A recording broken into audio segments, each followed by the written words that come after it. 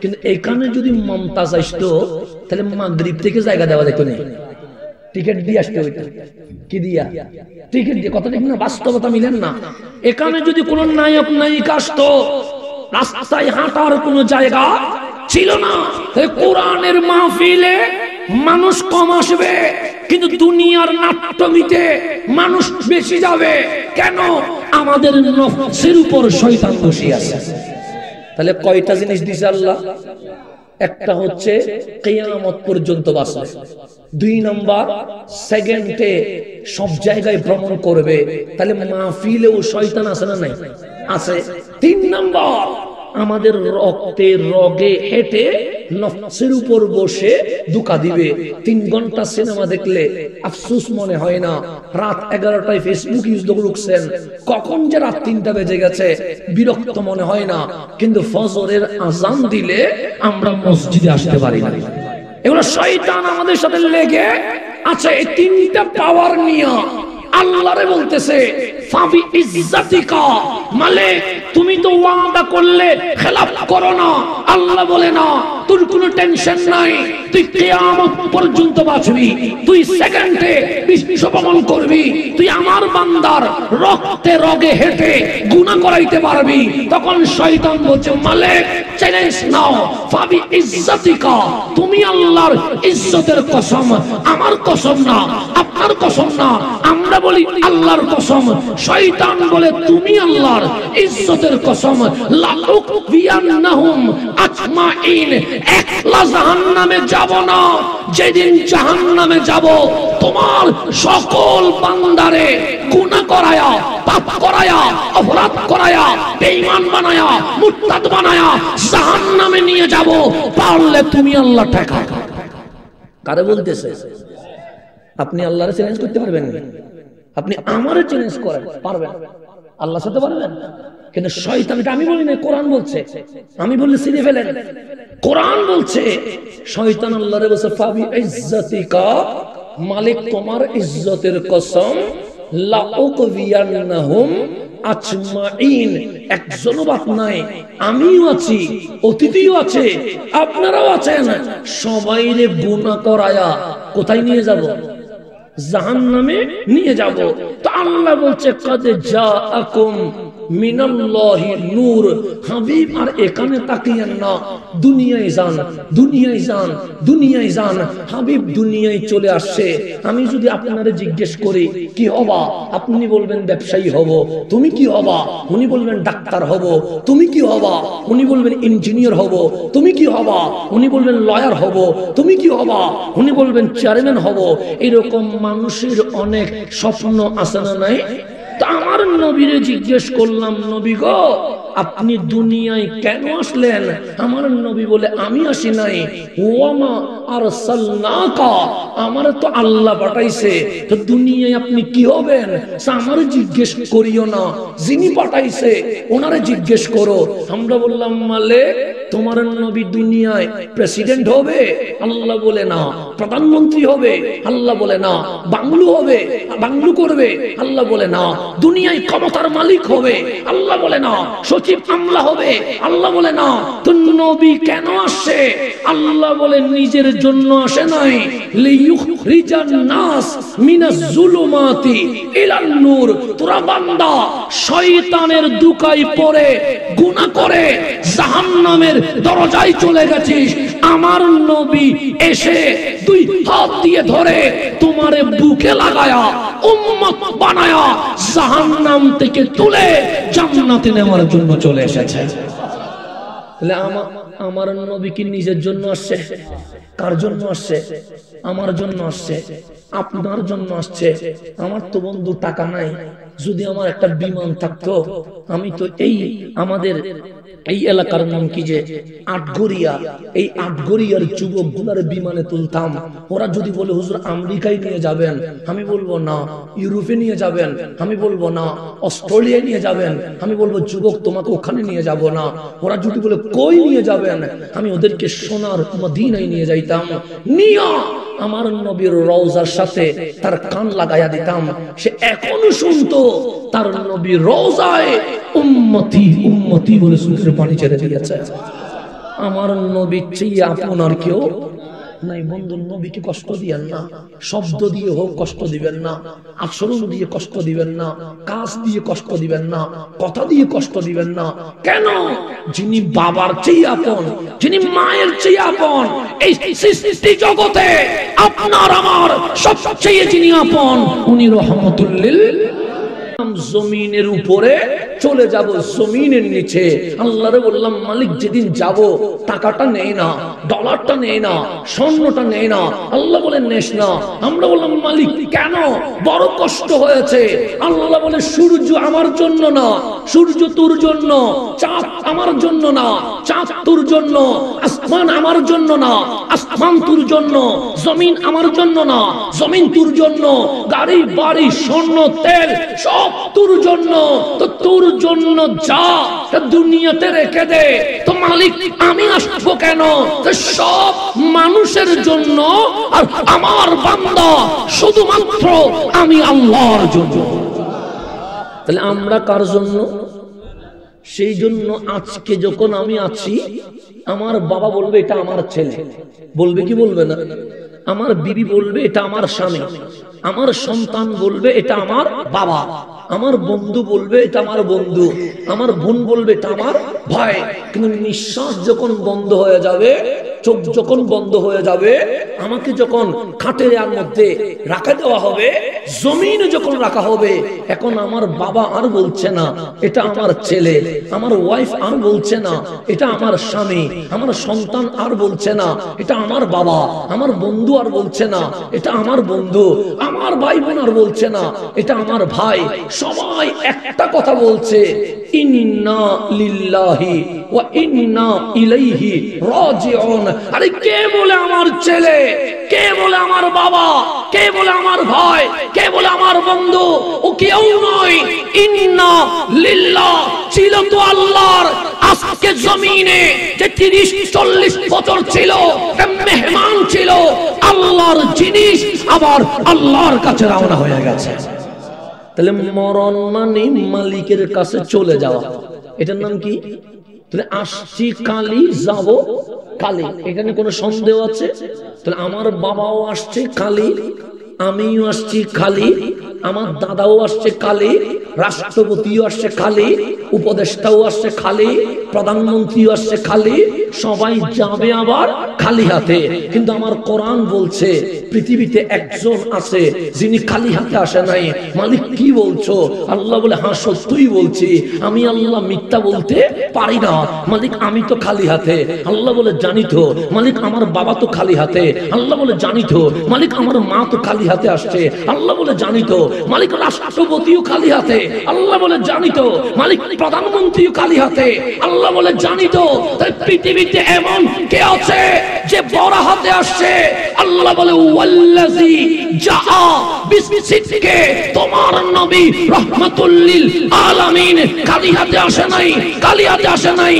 লৌহে মাহফুজের কোরআন নিয়ে মা আমেনার ঘরে এই দুনিয়ায় তাশরীফ নিয়ে এসেছে।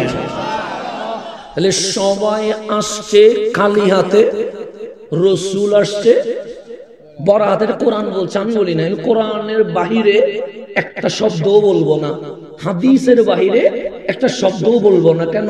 মাহফিল চেঞ্জ করতে হবে। কারণ মাহফিল মানে বাবার কাহিনী বলা না, মাহফিল মানে কিচ্ছা বলা না, মাহফিল মানে মনোরঞ্জন করা নয়, মাহফিল মানে বান্দারে আল্লাহর সাথে সম্পর্ক করে দেওয়া। এটার নাম মাহফিল। তো আল্লাহর সাথে বান্দার সম্পর্ক কোরআন ছাড়া হবে? নবী ছাড়া হবে? হবে না। আসল জিনিস বাদ দিয়া ডানে বামে তাকানোর কোন সুযোগ নাই। যেদিকে গেলে বান্দার আল্লাহর সম্পর্ক হবে, আপনাকে আমাকে অবশ্যই সেই দিকে রওনা হইতে হবে। কথা ঠিক না? তা আমার আল্লাহ বলছে, ওয়াল্লাযী জাআ বিসিদকে, সিদক মানে সত্য, সত্য মানে কোরআন, কোরআন মানে জালিকাল কিতাবু লা রাইবা ফি। ডাক্তারের মেডিসিনে ভুল থাকতে পারে, ইঞ্জিনিয়ারের সূত্রে ভুল থাকতে পারে, বিজ্ঞানীর মেথডে ভুল থাকতে পারে, লেখকের বই ভুল থাকতে পারে। আমার মালিক বলে, ওপেন চ্যালেঞ্জ, আমার কোরআনে কোনো ভুল নাই। 1500 বছরে কোরআনের একটা শব্দ চেঞ্জ হয়েছে? বা কখনো আলিফ হইছে? আলিফ কখনো তা হইছে? 1500 বছর চলে গেছে, কোরআন আপন জায়গায় রয়ে গেছে। বিল্ডিং বানানোর নিয়ম চেঞ্জ হয়ে গেছে, ডাক্তারের মেডিসিন চেঞ্জ হয়ে গেছে, বিজ্ঞানের সূত্র চেঞ্জ হয়ে গেছে। 500 বছর আগে বিজ্ঞানের বই নেন, 500 বছর পর বিজ্ঞানের বই নেন, দেখবেন আগার মাথা কোনো মিল নাই। আপনি যা দেখবেন সব পরিবর্তন হয়েছে, একমাত্র কোরআনে কোনো পরিবর্তন। বাংলাদেশের সংবিধানও পরিবর্তন অনেকবার হয়েছে, বাংলাদেশের লও পরিবর্তন হয়েছে। শুধু বাংলাদেশ নয়, আমেরিকার আইনও চেঞ্জ হয়েছে। কিন্তু আমার মালিক বলে সংবিধান তো চেঞ্জ, আমরা বলি হা। ল তো চেঞ্জ, আমরা বলি হা। মেডিসিন তো চেঞ্জ, আমরা বলি হা। বিজ্ঞানীদের সূত্র তো চেঞ্জ, আমরা বলি হা। আমার মালিক বলে কোরআনটা খুলে দেখ, আমরা বলি মালিক দেখলাম। কয় বছর? 1500 বছর। বিসমিল্লাহ চেঞ্জ হয়েছে, আমি বলি না। আমার মাওলা বলে সব চেঞ্জ হয়েছে। 1500 বছরে আল কোরআনের একটা লাইন চেঞ্জ না হওয়া, কোরআন হক, ইসলাম হক, নবী হক, আল্লাহ হক, এটার প্রমাণ হয়ে গেছে। কোরআন যে চেঞ্জ না হওয়া, আপনার কালিমা হক, এটার কি হয়ে গেছে? প্রমাণ হয়ে গেছে। ইসলাম ছাড়া আর সবগুলো বাতিল, এটার কি হয়ে গেছে? প্রমাণ। তাহলে আমার নবী কোরআন নিয়ে এসেছে কোথা? মা আমেনার ঘরে। কথা ঠিক না বেঠিক? ঠিক কথা বুঝতেছেন তো? এখন গভীর মনোযোগ। আমরা মাঝে মাঝে মিথ্যা বলি কি বলি না? বলি। বান্দা তো, বান্দার গুনাহ হয় কি হয় না? হয়। এমনও কথা বলি যা মানুষ বিশ্বাস করতে কষ্ট হয়, তখন আমরা কি করি? কসম করি। কসম করি কার? আল্লাহর কসম। যেমন লাইট জ্বলছে, আমি বলবো না আল্লাহর কসম এটা লাইট, কেন লাইট দেখা যায়। আমি বলবো না আল্লাহর কসম এটা পানি, আমি বলবো না আল্লাহর কসম এটা মাহফিল, কারণ এগুলো কসম করার কিছুই নাই। কিন্তু যখন আমি দেখছি বড় আশ্চর্য, 2 মাইল পরে আগুন ধাউ ধাউ করে চলছে, তখন আমি বলবো আল্লাহর কসম 2 কিলোমিটার পর আগুন ধরতে আমি দেখে এসেছি। আশ্চর্যের নিউজ হলে মানুষ কসম করে। কথা দেখেন না? এমনি কসম করার দরকার হয়? তাহলে বান্দা মিথ্যা বলে, তাই বান্দা কসম করে। আল্লাহ কি মিথ্যা বলতে পারে? তা আল্লাহ যেহেতু মিথ্যা বলতে পারে না, আমার মালিকের কসম করার কোনো দরকার নাই। আল্লাহ বলে আমি আল্লাহ এক। আমরা কোরআন করলাম, আমার মালিক বলে কুল হু আল্লাহু আহাদ। কোন কসম আছে? নাই। আমার আল্লাহ বলে আমার নবী রাহমাতুল লিল আলামিন, ওয়া মা আরসালনাকা ইল্লা রাহমাতাল লিল আলামিন। কোন কসম আছে? নাই। আল্লাহ বলে বান্দা ঈমান আনছস নি? আমরা বললাম মালিক ঈমান আনছি, একটা কাজ করতে হবে। আমরা বললাম মালিক কি কাজ করতে হবে?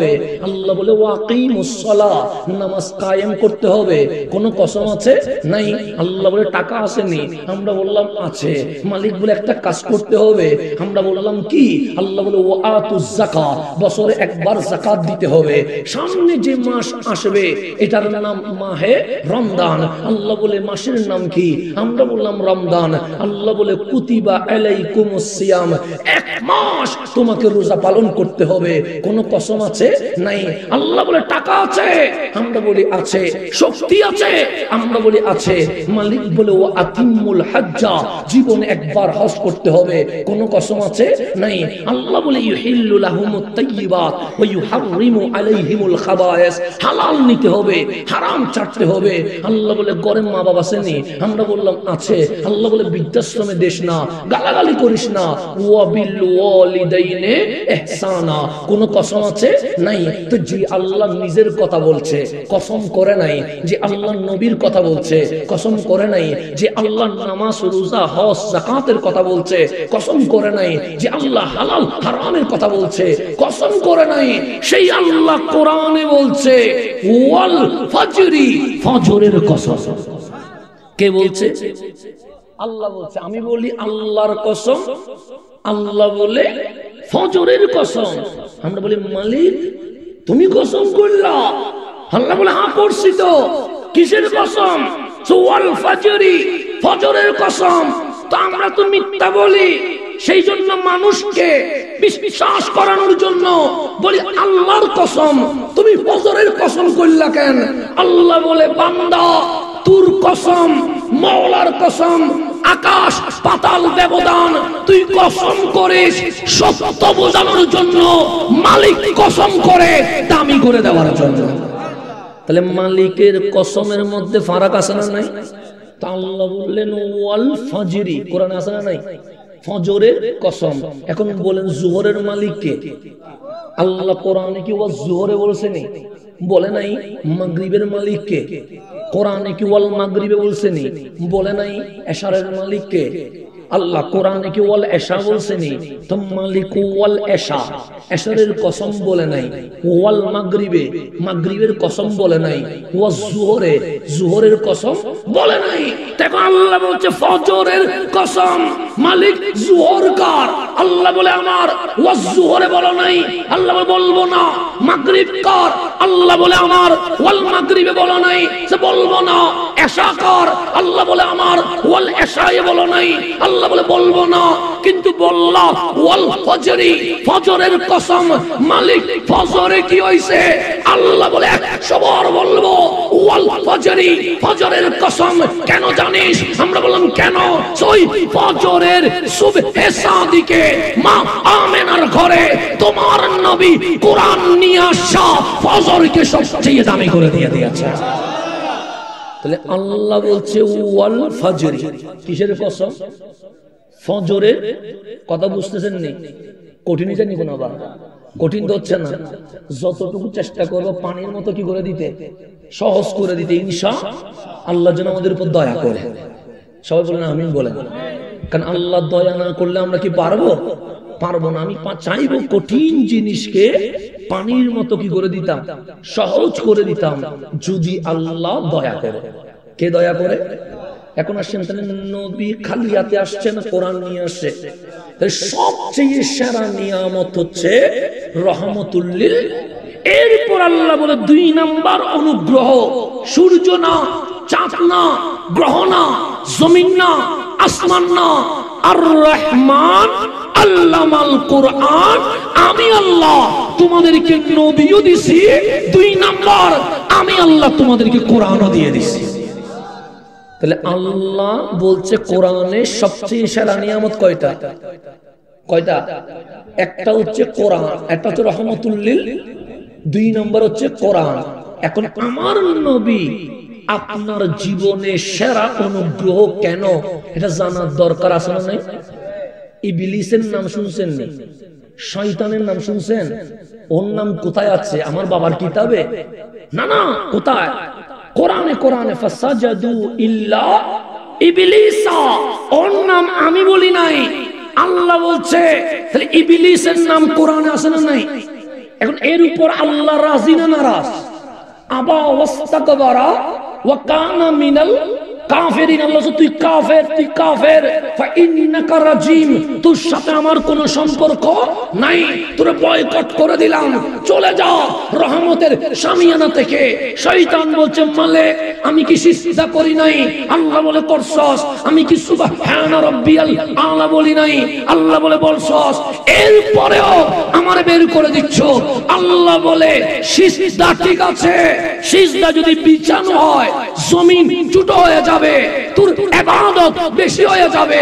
কিন্তু আমার নবী, আমার খলিফা সাইয়্যিদুনা আদম আলাইহিস সালাম, ওনার দরবারে যেই বিয়াদবি হয়েছে, এই বিয়াদবি কখনো মাফ করা যাবে না। আমি আল্লাহ তোরে বের করে দিব। এখন আল্লাহ যারে বের করে দেয় তারে আর কেউ নেওয়ার সুযোগ আছে না। এখন শয়তানের সিজদা আছে না নাই?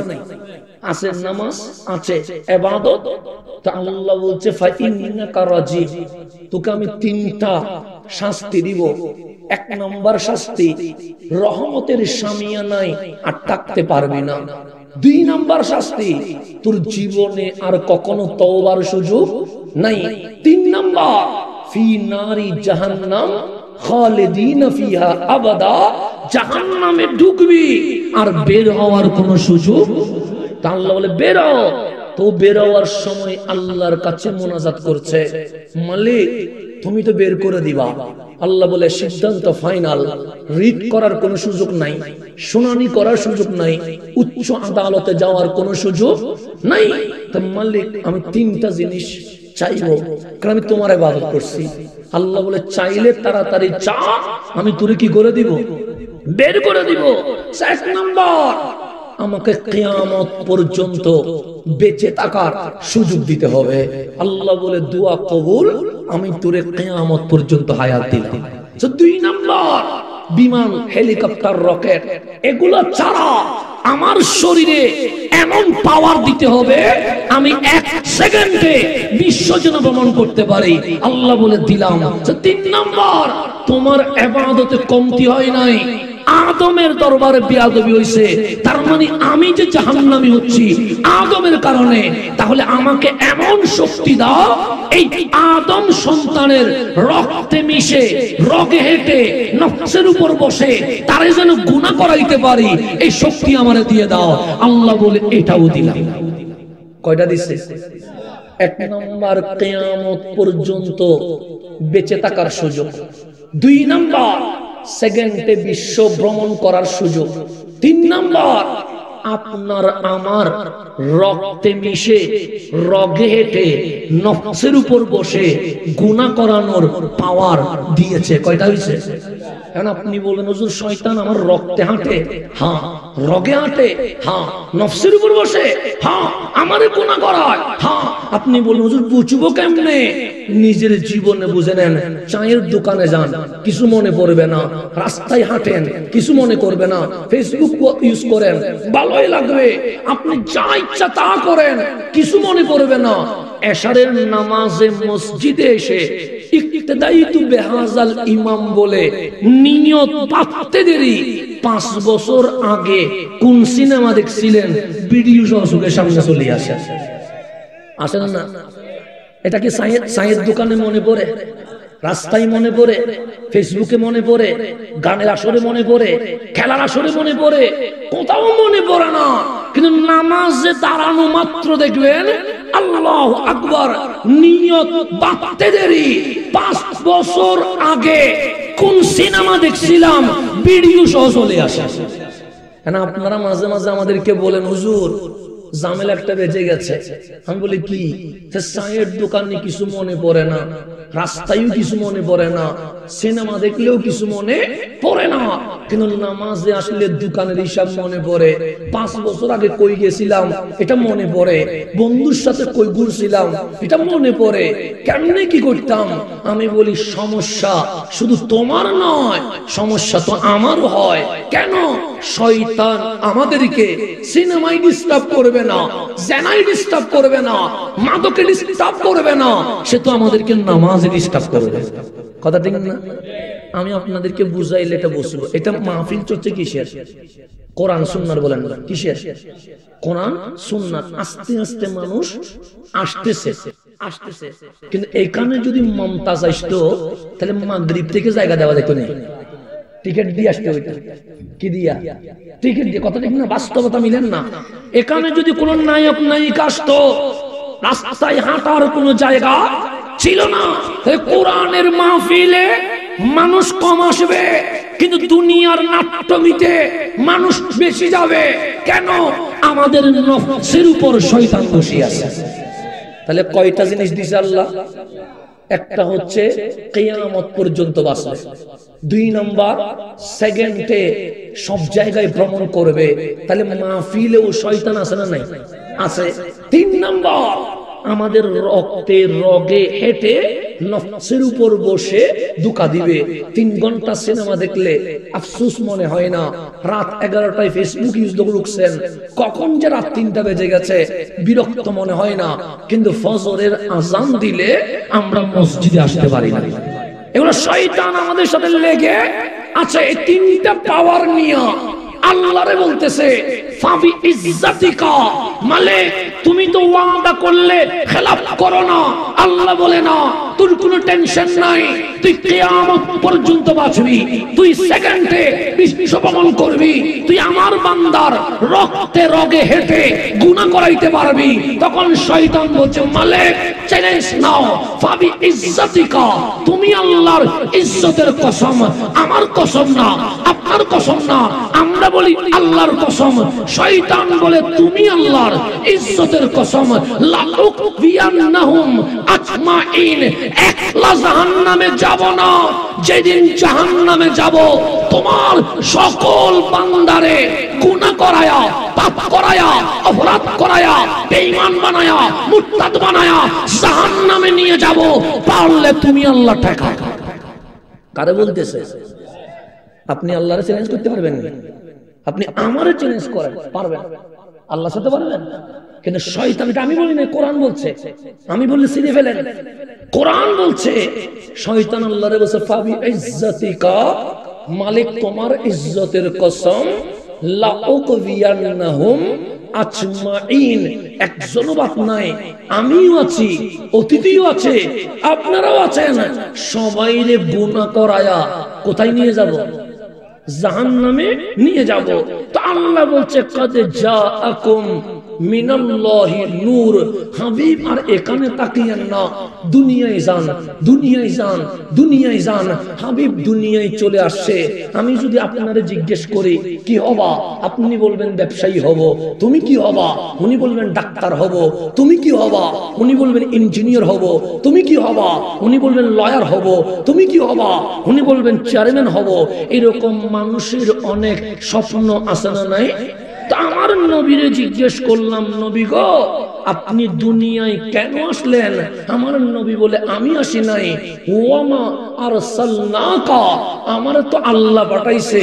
তো দুনিয়ায় আপনি কি হবেন আমার জিজ্ঞেস করিও না, যিনি পাঠাইছে ওনারে জিজ্ঞেস করো। আমরা বললাম, মালিক তোমার নবী দুনিয়ায় প্রেসিডেন্ট হবে? আল্লাহ বলে না। প্রধানমন্ত্রী হবে? আল্লাহ বলে না। বাংলু হবে, বাংলু করবে? আল্লাহ বলে না। দুনিয়ায় ক্ষমতার মালিক হবে? আল্লাহ বলে না। সচিব আমলা হবে? আল্লাহ বলে না। তো নবী কেন আসছে? আল্লাহ বলে নিজের জন্য আসে নাই, লিইউখরিজান নাস মিনাজ জুলুমাতি ইলান নূর। তোরা বান্দা শয়তানের দুকায় পড়ে গুনাহ করে জাহান্নামের দরজায় চলে গেছিস, আমার নবী এসে দুই হাত দিয়ে ধরে তোমারে বুকে লাগায়া উম্মত বানায়া জাহান্নাম থেকে তুলে জান্নাতে নেওয়ার জন্য চলে এসেছে। তাহলে আমার নবী কি নিজের জন্য আসছে? কার জন্য আসছে? আমার জন্য আসছে, আপনার জন্য আসছে।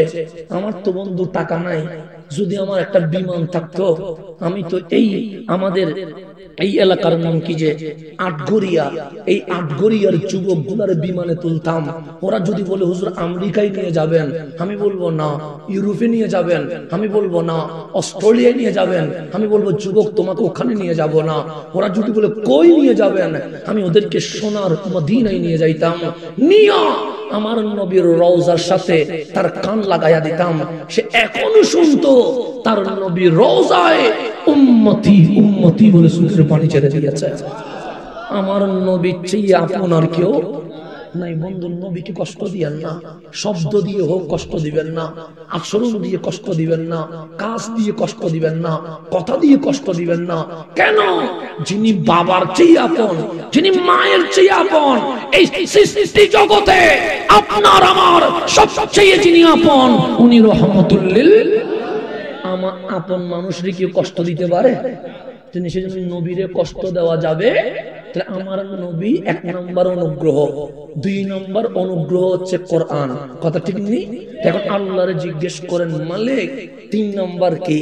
আল্লাহ বলে বলবো। আমরা বলি বলো না মালিক। আল্লাহ বলে জানিস পৃথিবীতে কত মানুষ আছে? আমরা বললাম মালিক 800 কোটির চেয়ে বেশি মানুষ আছে।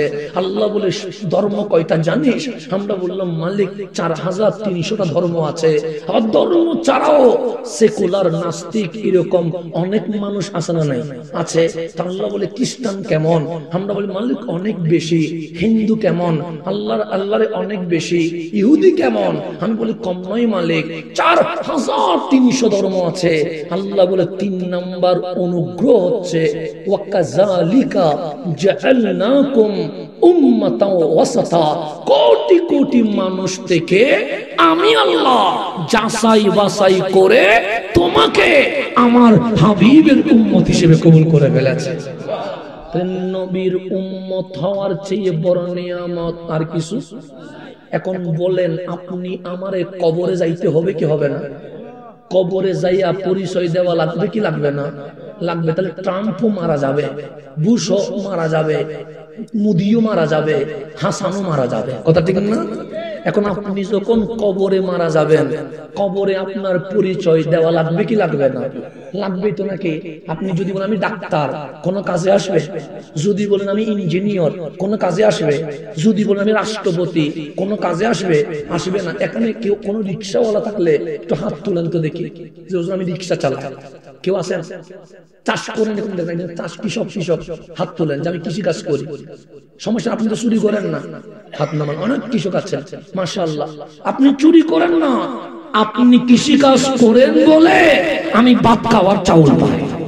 আপনি অনেক দামি, আপনি অনেক দামি। কৃষক হওয়া অপরাধ নয়, রিক্সা চালানো অপরাধ নয়। আপনার অপরাধ হচ্ছে বড় বড় মানুষ হইয়া বড় বড় চেয়ারে বসে কলমের কালি দিয়ে দেশের সম্পদ চুরি করা।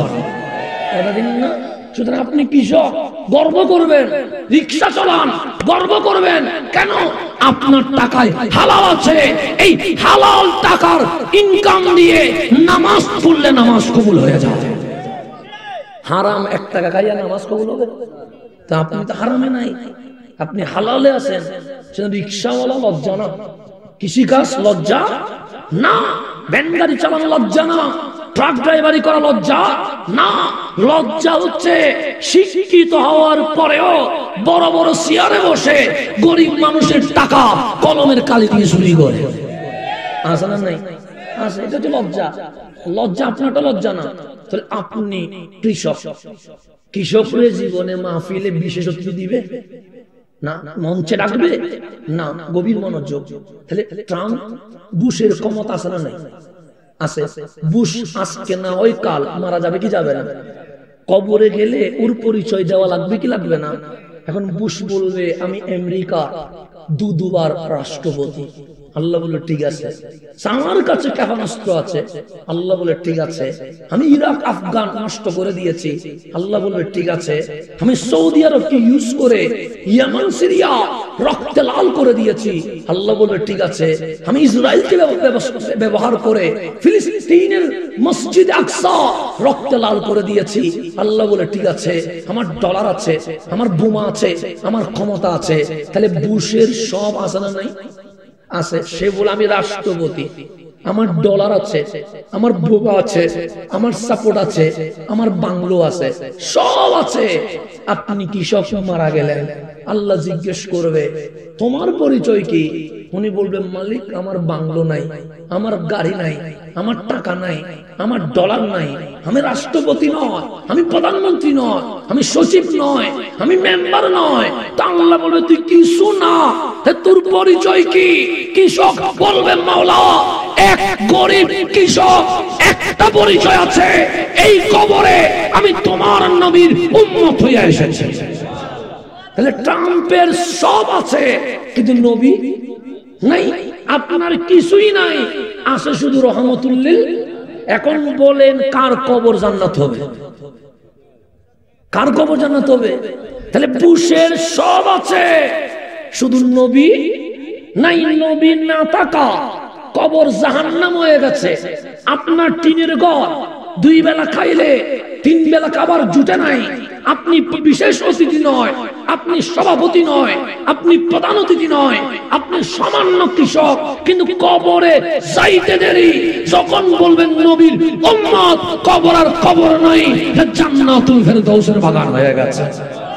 তাহলে নবী পাওয়া নিয়ামত। কথা ঠিক না?